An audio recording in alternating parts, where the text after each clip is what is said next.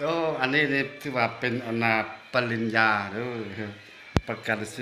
นียบัตรของลูกชายของอนาลูกชายถาวรนี่อันนี้มันลูกชายอันนี้มันพ่ออืมถือว่าลูกชายถือว่าลูกหล้าไหนลูกหล้าคนที่สี่นี่ว่าลูกชายเขาอันนี้เป็นพ่ออันนี้มันลูกชายลูกชายล่า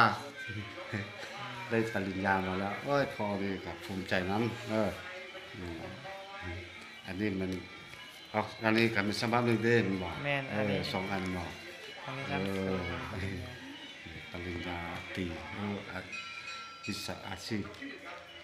ถือว่าดีแล้วดีหลายแล้วอืมตนเองเป็นที่พึ่งแห่งตนนะสร้างความเข้มแข็งด้วยตนเองแท้ๆแล้วในนี้นะดีใจหลายให้ลูกเฮ็ดเวียกให้มันก้าวหน้าเด้อให้มันได้เป็นประธานบริษัทแล้วอนาคตนะ